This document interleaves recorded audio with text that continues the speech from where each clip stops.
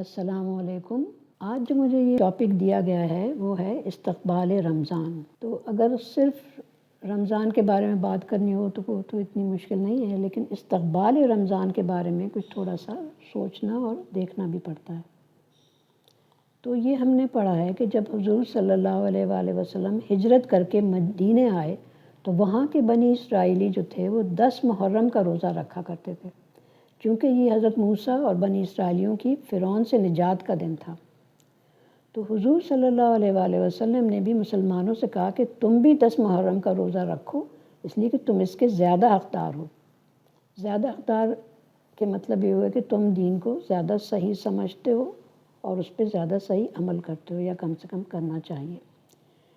اس کے بعد جب سورہ بقرہ کی آیت نمبر 183 یعنی 183 نازل ہوئی تو رمضان کے روزے جو تھے وہ فرض ہو گئے اور 10 محرم کا روزہ نفلی روزہ ہو گیا۔ آیت 183 میں کہا گیا ہے کہ تم پر روزے فرض کیے گئے جس طرح تم سے پہلی قوموں پر کیے گئے تھے۔ ہمیں ہر قوم کے بارے میں تو معلوم نہیں، لیکن حضرت داؤد علیہ السلام کے بارے میں یہ معلوم ہے کہ وہ ایک دن روزہ رکھتے تھے اور ایک دن چھوڑ دیتے تھے۔ اس کے بارے میں حدیث بھی موجود ہے کہ بہترین روزہ حضرت داؤد علیہ السلام کا روزہ تھا کہ وہ ایک دن چھوڑ کے روزہ رکھا کرتے تھے۔ عیسائی بھی روزہ رکھتے ہیں اور کچھ لوگ اس کو لینٹ کہتے ہیں، اور ہم نے قرآن میں یہ پڑھا ہے کہ زکریہ علیہ السلام کو جب حضرت یحییٰ کی ان کے بیٹی کی پیدائش کی نشانی دی گئی تو ان سے کہا گیا کہ تم 3 دن تک کسی سے بات نہ کر سکو گے، تو یہ بھی ان کا چپ کا روزہ تھا، تو یعنی بولنے کا روزہ، جو کہ میرا خیال ہے اب آج کل کے لوگوں کو شاید زیادہ مشکل لگے۔ بہرحال تو اس میں کچھ الگ الگ لوگ الگ الگ طرح کا روزہ رکھتے ہیں آج کل، اس میں کچھ کے اوقات میں فرق ہوتا ہے، کچھ خالی لکوڈ پہ گزارا کرتے ہیں، کچھ 24 گھنٹے میں ایک وقت کا کھانا کھا لیتے ہیں۔ اسی طرح حضرت مریم کے بارے میں بھی قرآن میں موجود ہے کہ جب وہ اپنے بچے حضرت عیسیٰ علیہ السلام کو لے کر اللہ کے حکم کے مطابق اپنے لوگوں میں واپس گئیں تو ان سے کہا گیا کہ لوگ تم پر الزام لگائیں گے، جب تم پر الزام لگائیں تو تم جواب نہ دینا اور اشارے سے بتا دینا کہ میں نے چپ کا روزہ رکھا ہوا ہے، اور یہ بچہ خود ہی اپنی صفائی پیش کرے گا۔ تو وہ جو قرآن میں موجود ہے کہ حضرت عیسیٰ یعنی ابھی پالنے میں ہے، پنگوڑے میں جس کو کہتے ہیں کریڈل میں، اور وہ اپنی پوری انہوں نے ایک طرح کی تقریر کر دی، تو یہ بھی ظاہر ہے کہ معجزہ تھا۔ آج کے جو یہودی ہیں وہ بھی یوم کپور ان کا ایک ہوتا ہے، اس میں وہ روزہ رکھتے ہیں، اس میں توبہ کرتے ہیں اور روحانی صفائی اور طہارت کا انتظام کرتے ہیں۔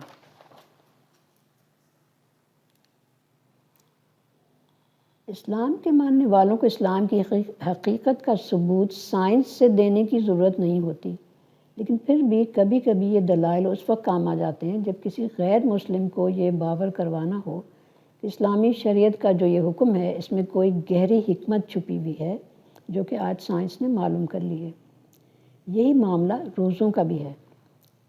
بہت سے غیر مسلم ہیں جو ان کے خلاف کافی بولتے ہیں اور کہتے ہیں کہ یہ جو ہے صحت کو نقصان کرتے ہیں روزے، لیکن ایک جاپانی سائنسدان ہے، اس کا نام ہے یوشینوری اوسومی، تو اس نے 2016 میں اس کو نوبل پرائز ملا، اور اس کا کام جو ہے وہ آٹوفیجی کے بارے میں تھا۔ آٹوفیجی کے معنی ہے کہ انسان کے جسم میں کس طرح سے خلیے یا سیلز جو ہوتے ہیں وہ اپنے آپ کو دوبارہ کس طرح سے ریوائیو کرتے ہیں یا مضبوط بناتے ہیں۔ اس کا ماننا یہ ہے کہ 8 سے 10 گھنٹے یا اس کے آگے پیچھے کچھ گھنٹوں کے فاقے سے، ظاہر ہے وہ اس کو فاقے کہتا ہے، آٹوفیجی کا عمل تیز ہو جاتا ہے اور بڑھاپے کا عمل سست ہو جاتا ہے، اور سیلز کو دوبارہ مضبوط ہونے یا ریوائیو ہونے میں مدد ملتی ہے، اور بیماریاں بھی کنٹرول کرنے میں مدد ملتی ہے۔ اب بات کرتے ہیں رمضان کے استقبال کی، تو یہ ہمیں حدیثوں سے ملتا ہے کہ رجب کے مہینے سے ہی رمضان کا استقبال شروع ہو جاتا ہے۔ استقبال کا یہاں مطلب ہے کہ رمضان کے آنے سے کوئی 2 مہینے پہلے سے ہی رمضان کا ماحول پیدا کیا جائے۔ سب سے پہلے ہمیں ایک دعا ملتی ہے، اللہم بارک لنا فی رجب و شعبان و بلغنا رمضان، یعنی ہمارے لیے رجب اور شعبان کے مہینوں کو بابرکت بنا دے اور ہمیں رمضان تک پہنچا دے۔ پہنچانے کے مطلب ہوتے ہیں کہ ہم اس میں ایک تو سفر میں نہ ہوں، گھر پہ موجود ہوں تاکہ ہم روزے رکھ سکیں، اور ہم زندہ بھی ہوں اور صحت مند بھی ہوں تاکہ ہم رمضان کی پوری طرح سے یعنی قدر بھی کر سکیں اور ہم اپنا جو فرض ہے وہ پورا کر سکیں۔ یعنی ہمیں صحت اور عافیت کے ساتھ رمضان کے سارے فرائض ادا کرنے کی توفیق عطا فرما۔ کہتے ہیں کہ یہ پورے سال میں سب سے زیادہ روحانیت کے 90 دن ہیں، یعنی تینوں مہینوں کو ملا کر رجب، شعبان اور رمضان کے، کہ یہ پورے سال میں سب سے زیادہ روحانیت کے دن ہیں۔ اس میں رمضان کے بارے میں ایک یہ بھی نوٹ کیا گیا ہے کہ جو لوگ نماز کی پابندی نہیں کرتے اور دوسری جو شریعت میں جو چیزیں ہیں جن پہ عمل کرنا چاہیے نہیں کرتے، لیکن ہم نے دیکھا کہ وہ روزے بڑے شوق سے رکھتے ہیں، حالانکہ وہ سب سے زیادہ مشکل کام ہے کہ آپ 24 نہیں 10-15 جتنے بھی گھنٹے ہیں اس میں بالکل ہی ایک طرح کا فاقی ہے وہ، کہ نہ کھانا نہ پینا، تو لیکن وہ شوق سے سب رکھ لیتے ہیں۔ اس کی مجھے یہ محسوس ہوتا ہے کہ یہ ایک دم سے ایک امیجیٹ فلفلمنٹ جیسے جس کو کہہ سکتے ہیں کہ فوری طور پر آپ کو اس کا فائدہ محسوس ہوتا ہے۔ تو یہ اسی لیے کہا گیا کہ یہ روحانیت کے مہینے ہیں۔ تو رمضان جو ہے قمری سال یعنی لونر کیلنڈر کا 9واں مہینہ ہے۔ رجب جو ہے وہ 7واں ہے اور شعبان 8واں ہے۔ رجب کے اس کے یعنی جو لفظی معنی ہے، لٹرل میننگ جو ہے اس کی وہ ہے احترام یا روب،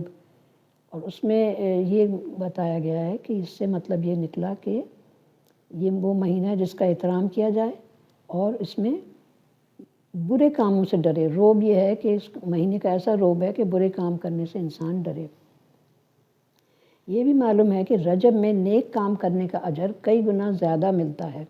اسی طرح گناہوں کا عذاب بھی کئی گنا زیادہ ملٹیپلائی ہو جاتا ہے۔ تو اس 7ویں مہینے ہی سے آخرت کی تیاری شروع کرنی ہے۔ رجب کی اہمیت اس لیے بھی ہے کہ حضور صلی اللہ علیہ وسلم اس مہینے میں اسرا اور معراج کے سفر پر گئے۔ یعنی اسرا جو ہے وہ ہے مکے سے بیت المقدس کا سفر، اور معراج جو ہے وہ بیت المقدس سے 7 آسمانوں کا جو سفر آپ نے کیا، جس میں آپ سارے انبیاء سے بڑے بڑے انبیاء جو تھے ان سے ملے، تو یہ معراج ہے۔ ایک اور حدیث ہمیں ملتی اس بارے میں، اس میں حضور نے فرمایا کہ رجب اللہ تعالیٰ کا مہینہ ہے، شعبان میرا مہینہ ہے، اور رمضان میری امت کا مہینہ ہے۔ حدیث میں یہ بھی ملتا ہے کہ رجب کا پہلا روزہ رکھنا 1 مہینے کے روزے رکھنے کے برابر ہے، اور رجب کی پہلی جمعرات لیلۃ الرغائب کہتے ہیں اس کو، یہ دعائیں قبول ہونے کی رات ہوتی ہے۔ یعنی اس میں مختلف پوائنٹس نکلتے ہیں کہ ایک تو یہ کہ رجب میں گناہ کا عذاب زیادہ ہے اور نیک کاموں کا ثواب جو ہے وہ بھی زیادہ باعث ہے۔ یہ ہمیں حضرت ابن عباس جو تھے وہ مفسر اعظم کہلاتے ہیں، وہ حضرت حضور صلی اللہ علیہ وآلہ وسلم کے چچا زاد بھائی تھے، لیکن عمر میں ان سے بہت چھوٹے تھے، اور وہ حضور نے ان کے سر پہ ہاتھ رکھ کے دعا کی تھی کہ اللہ تعالیٰ ان کو قرآن کا علم جو ہے اس سے مالا مال کر دے۔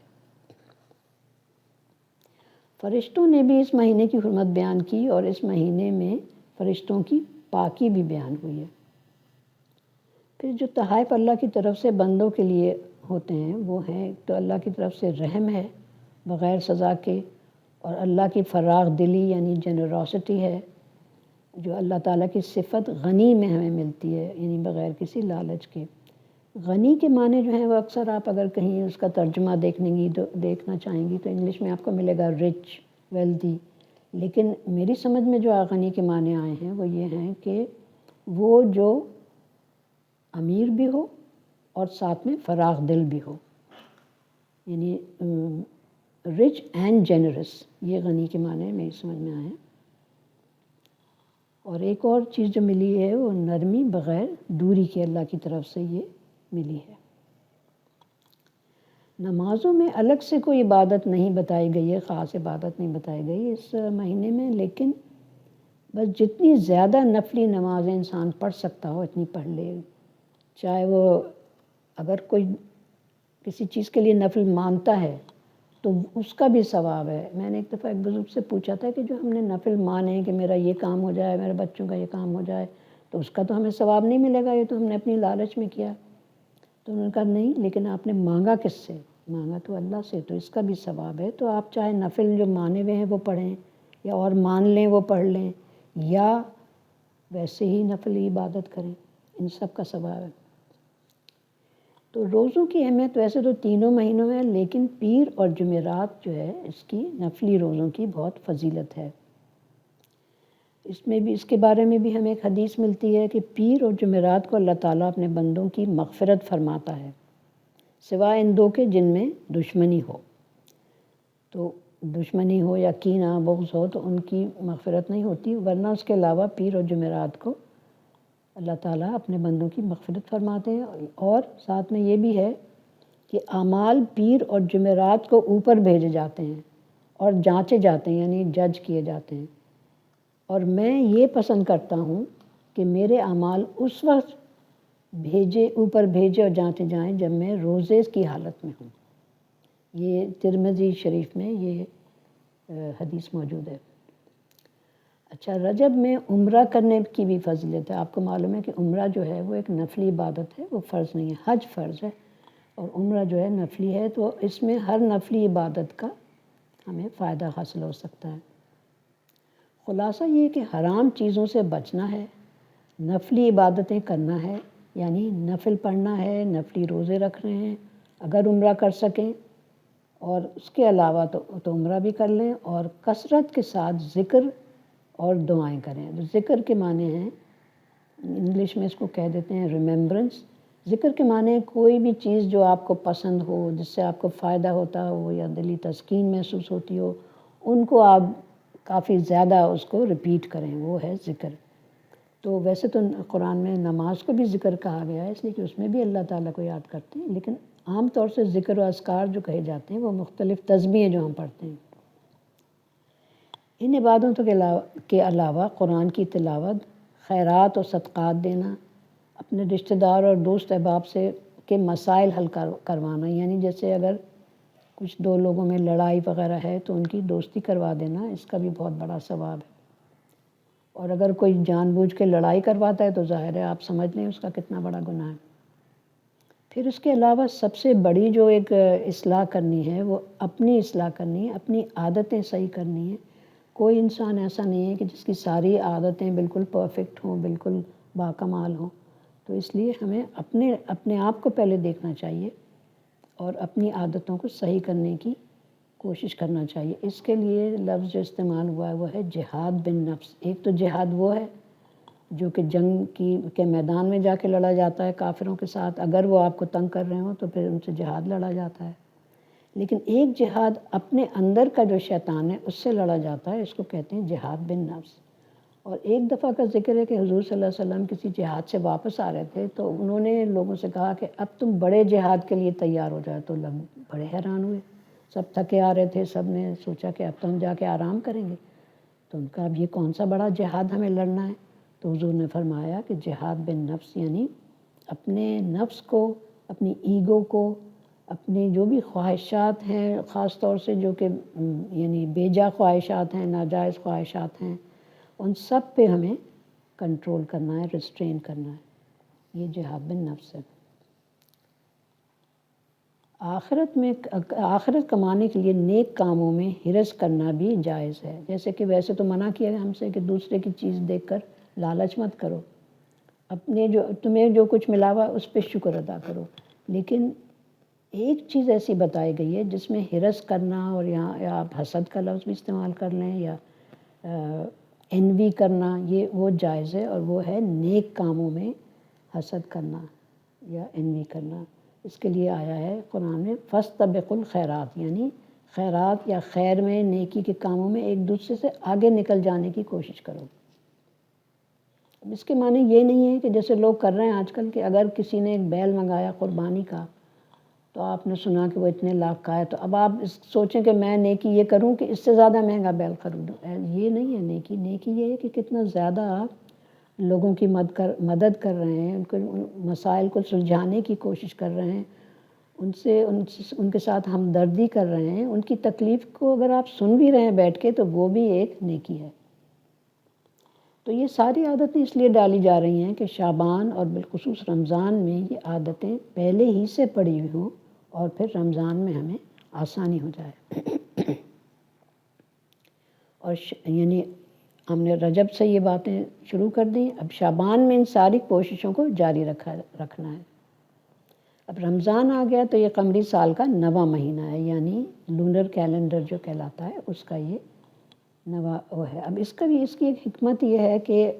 10 دن عام طور سے یہ اس کو کیلکولیٹ کریں تو جو دوسرا کیلنڈر استعمال کرتے ہیں، جو اس کو کبھی کرسچن کیلنڈر بھی کہتے ہیں اور دوسرے نام بھی ہیں اس کے، تو اس سے تقریباً 10 دن چھوٹا ہوتا ہے. تو اس کے معنی یہ ہے کہ اگر 3 سال گزر گئے تو 3 سال کے بعد آپ کے 30 دن کم ہو گئے سال میں. تو اس کے معنی ہے کہ یہ جو ہے آپ کا رمضان کا مہینہ ایک مہینہ آگے آ گیا. تو اس طرح ہوتے ہوتے کئی سال کے بعد جو ہے آپ کا موسم جو ہے وہ بالکل بدل جائے گا. اور اس میں حکمت یہی ہے کہ ہر انسان کو ہر قسم کے موسم میں روزہ رکھنے کا موقع ملے. تو اب یہ جو آ گیا رمضان، اب تک تو ہم نفلی روزوں کی بات کر رہے تھے، اس میں اب ظاہر ہے کہ رمضان میں پورے مہینے روزے رکھنا جو ہے وہ فرض ہے.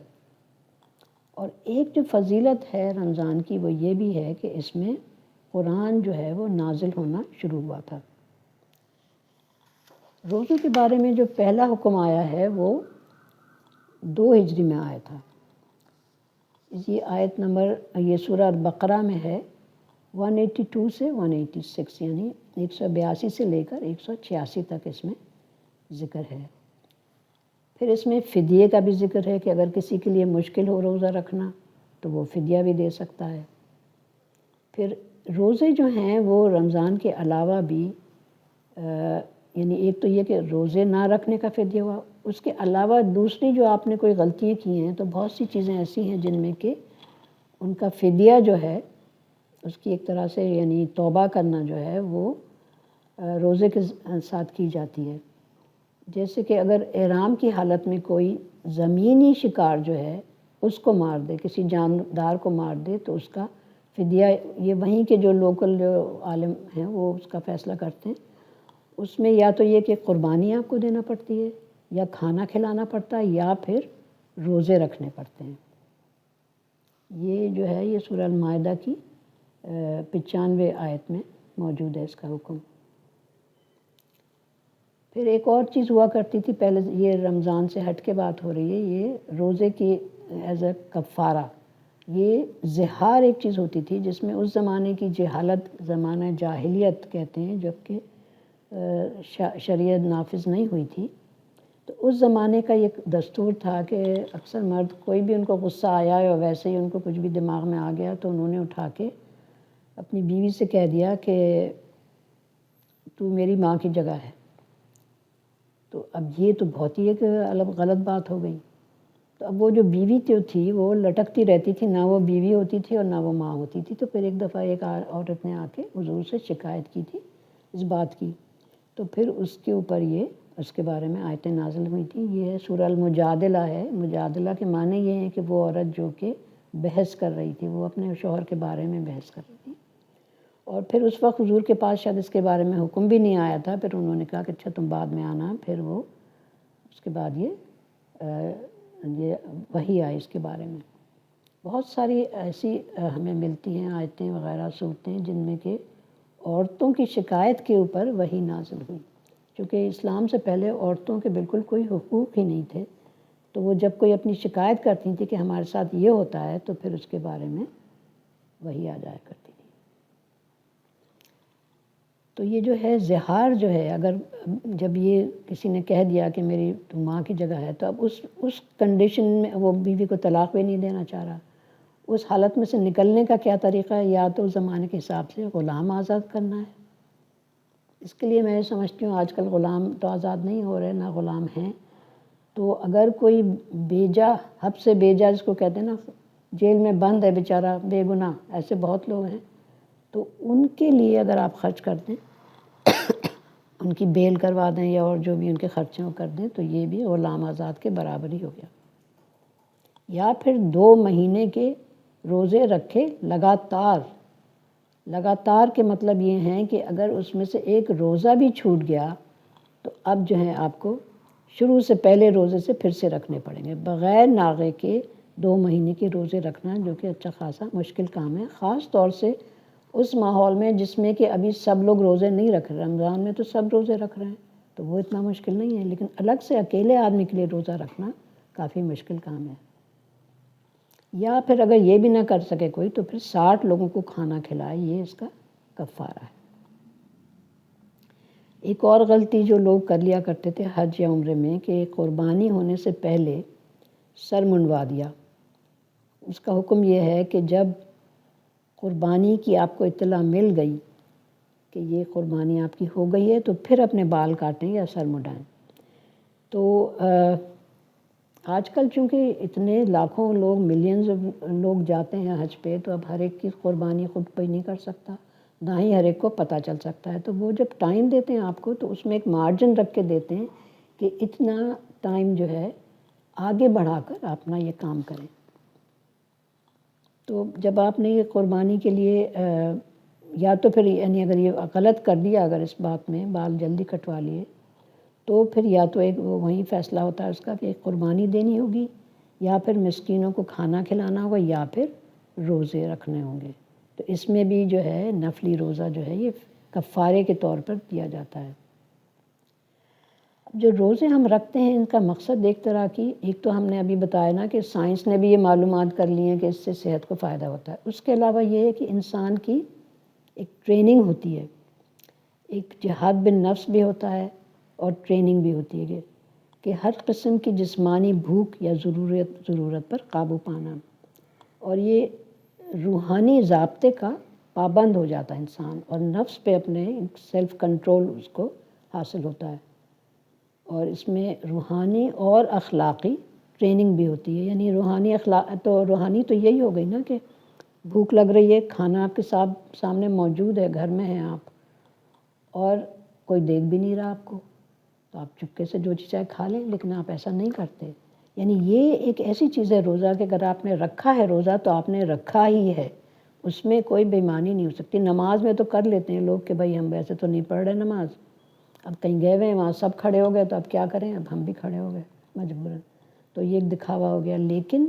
روزے میں یعنی اس میں ایک کہتے یہ ہیں کہ یہ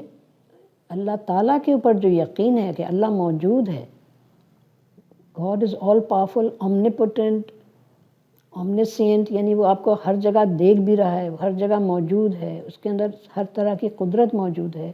وہ آپ کو سزا بھی دے سکتا ہے۔ تو یہ اس چیز کا ہمیں اس وقت پکا یقین ہوتا ہے کہ اللہ موجود ہے، وہ ہمیں دیکھ رہا ہے، اور ہم نے غلط کام کیا تو ہمیں اس کی ضرور سزا ملے گی۔ اسی لیے ایک جگہ یہ بھی پایا جاتا ہے کہ اللہ تعالیٰ نے فرمایا کہ روزہ جو ہے اس کا ثواب میں اپنے پاس سے دوں گا۔ ویسے تو ہر چیز اللہ کی طرف سے آتی ہے، لیکن روزے کے لیے خاص طور سے کہا گیا ہے کہ جو روزہ رکھ رہا ہے اس کو اللہ تعالیٰ پر پختہ یقین ہے۔ اچھا، جو یہ ہم نے ابھی کہا تھا کہ فدیہ بھی دیا جاتا ہے روزے کا اگر نہ رکھ سکیں، تو اس میں یہ ہے کہ جب دیا جاتا ہے فدیہ جب بیمار کے صحت مند ہونے کی کوئی امید نہ باقی ہو، جیسے کہ کہتے ہیں نا ٹرمینلی ال، اب یہ بیمار جو ہے یہ تو بیچارہ پڑ گیا بستر پہ، اب یہ ٹھیک نہیں ہو سکتا، یا کوئی بیماری اس طرح کی ہے چل پھر بھی رہا ہے وہ، لیکن ایسی بیماری ہے کہ اس میں اس کو سخت نقصان ہو جائے گا روزہ رکھنے سے، جیسے اگر زیادہ ڈائبٹیز کسی کو زیادہ سیویئر ہے، اس طرح کی بیماریاں جو ہیں تو اس میں پھر فدیہ دے دیا جاتا ہے۔ اگر یہ امید ہے کہ بھئی اس وقت ہمیں نزلہ زکام کھانسی بخار کچھ ہو گیا ہے اور ہم انشاءاللہ ٹھیک ہو جائیں گے، تو پھر اس کا یہ طریقہ ہے کہ جب ٹھیک ہو جائیں تو بعد میں روزہ رکھیں، جو کہ تھوڑا سا مشکل کام ہے۔ اچھا، فدیہ جو دیں گے تو اس میں کھانا کھلانا، یعنی ایک روزے کا ایک دن کا کھانا کھلانا ہے، مطلب جیسے کہ رمضان میں ایک افطاری ہوتی ہے اور ایک سحری ہوتی ہے، تو یہ 2 وقت کا کھانا آپ کھلائیں۔ اگر قریب میں نہیں ہے موجود کہ آپ کھانا بھیجیں تو اس کے حساب سے پیسے دے دیں۔ اچھا، روزے کی جو نیت ہے وہ یہ نہیں ہے کہ پورے رمضان کی ایک دفعہ نیت کر لیں، بلکہ ہر روزے کی روزانہ نیت کرنی ہے، اور یہ بھی بتایا گیا ہے کہ دن کے 12 بجے تک کر سکتے ہیں، بشرط ہے کہ کوئی کام ایسا نہ کیا گیا ہو جس سے کہ روزہ ٹوٹتا ہے۔ پھر ایک اور چیز ہے جس میں کہ فدیہ دیا جاتا ہے یا کفارہ آپ کہہ سکتے ہیں اس کو، کہ جو قسم اگر ہم نے کھا لی کہ خدا کی قسم ایسا کروں گا یا ایسا نہیں کروں گا، تو اب اس کو ہمیں توڑنا ضروری ہو گیا، چونکہ وہ ایسی قسم ہے کہ وہ اس کے ساتھ جیا نہیں جا سکتا۔ جیسے حضرت ابوبکر صدیق کا موجود ہے قصہ کہ جب انہوں نے لوگوں نے، ایک ذرا لمبا قصہ ہے، پورا تو نہیں سنا سکتے، لیکن حضرت بی بی عائشہ کے اوپر لوگوں نے ایک جھوٹا الزام لگایا تھا، افک کہتے ہیں اس کو، جھوٹا الزام۔ تو اس میں ان کا اپنا بھانجا تھا ایک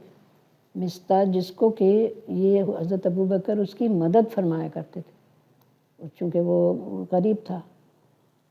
تو جب یہ اس نے وہ سب لوگوں میں الزام لگانے والوں میں آگے تھا، وہ اور بغیر دیکھے اس نے ان پہ حضرت عائشہ پہ الزام لگائے، تو آپ نے قسم کھا لی تھی، حضرت ابوبکر نے قسم کھا لی کہ اب میں اس کی مدد نہیں کروں گا، اس سے کوئی ہمدردی نہیں کروں گا۔ پھر بعد میں انہیں پتہ چلا کہ یہ قسم کھانا جو ہے اس کی بھی وہ وہی آئی کہ کیا کرنا ہے اس کے لیے۔ اگر قسم کھا لی ہے اور اگر قسم ایسی ہے جس سے تمہاری نیکی میں فرق آ رہا ہے یا گناہ بڑھ رہے ہیں، تو پھر اس میں یہ کرو، کیا کرو، وہ یہ کہ ایک غلام آزاد کرو، یا پھر 10 لوگوں کو کھانا کھلاؤ، یا 10 لوگوں کو کپڑے پہناؤ، یا پھر 3 روزے رکھو۔ تو روزے رکھنے سے بھی اس کا کفارہ ادا ہو جاتا ہے قسم توڑنے کا۔ تو یہ جو باتیں، یعنی یہ تو خاص باتیں ہوئیں، پہ جو باتیں عام دنوں میں منع ہیں جو کہ گناہ ہیں، ان سے تو ہر حال میں بچنا ہے۔ مثلاً غیبت، اب عام طور سے تو بڑا مزہ آتا ہے غیبت کرنے میں، کسی کے بھی کچھ بات معلوم ہو جائے تو بیٹھ کے ہم اس کا ذکر کرنے لگتے ہیں، لیکن میں خود یہ نہیں سمجھتی تھی کہ یہ اتنا بڑا گناہ ہے، جب تک کہ میں نے قرآن میں یہ الفاظ نہیں پڑھے کہ یہ غیبت کرنا ایسا ہے جیسے کہ تم نے اپنے مرے ہوئے بھائی کا گوشت کھایا۔ اس لیے بس مقصد یہ کہ وہ اس وقت موجود نہیں اپنی صفائی پیش کرنے کے لیے، اس کے پیچھے تم اس کی برائی کر رہے ہو، تو یہ بہت بڑا گناہ ہے۔ پھر فحش کلامی یعنی گندی زبان استعمال کرنا، فحش خیالات آنا، پھر لڑائی جھگڑے کرنا، کسی کا حق مارنا، یہ تو ہم سب کو پتہ ہی ہے کہ یہ سب گناہ ہیں۔ تو یہ جب ہر حال میں عام دنوں میں بھی منع ہے تو روزے میں تو یہ خاص طور سے منع ہے۔ پھر جو نیک کام بتائے گئے ہیں ان کو زیادہ سے زیادہ کرنا چاہیے رمضان میں، مثلاً غریبوں کے ساتھ حسن سلوک، ان کی مدد کرنا۔ اب زکوٰۃ جو ہے اس کا ذرا سا مسئلہ یہ ہے کہ زکوٰۃ کو ہم سمجھتے ہیں چیریٹی، لیکن زکوٰۃ چیریٹی نہیں ہے، یہ ٹیکس ہے۔ اگر ہمارے پاس اتنا مال جمع ہے، 1 سال کے بعد ہمیں اس کے اوپر اتنا ٹیکس دینا ہے، تو یہ کوئی ہمیں ثواب نہیں ملتا اس کا، یہ صرف یعنی ایسا ہے کہ جیسے فرض تھا ہم نے اس کو پورا کر لیا، بس بات ختم ہو گئی۔ ثواب جو ہے اس کے آگے صدقات، خیرات، کسی کی زیادہ زکوٰۃ کے علاوہ کچھ دینا جو ہے وہ نیک کام ہے، اس کا ثواب ہے۔ پھر یہ کہ روزہ رکھنے سے انسان کے اندر ایک ڈسپلن، ایک نظم و ضبط پیدا ہو جاتا ہے، وقت کی پابندی ہو جاتی ہے، کھانے کے ٹائم کی پابندی ہو جاتی ہے۔ پھر ایک جو کہتے ہیں ڈی ٹاکسیفیکیشن، یعنی آپ کے جسم میں جتنا بھی خراب چیزیں ہم کھاتے رہیں، بری طرح کھاتے رہیں، ہر چیز کھاتے رہیں، تو وہ سب جو ہے جسم کو نقصان کر رہی ہے، تو جب ہم یہ اس طرح سے کھاتے ہیں تو وہ چیزیں جسم میں سے نکل جاتے ہیں، اس کو کہتے ہیں ڈی ٹاکسیفیکیشن، یعنی ٹاکسنز جو ہیں وہ جسم سے نکل گئے۔ اب ہمیں کوشش یہ کرنی چاہیے کہ جو نظم و ضبط اور ڈسپلن رجب، شعبان اور رمضان میں پیدا ہو گیا ہے،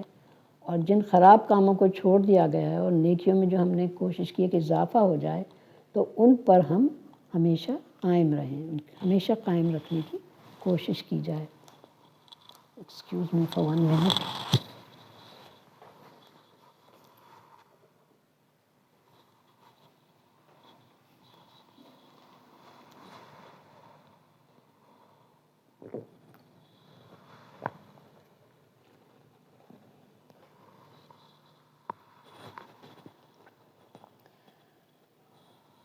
اب میں تھوڑی سی آپ کو اس میں سے قرآن میں سے وہ آیتیں پڑھ کر سنا رہی ہوں جو کہ جن میں کہ اگر ٹائم پتہ نہیں کتنا ہے لوگوں کے پاس، جو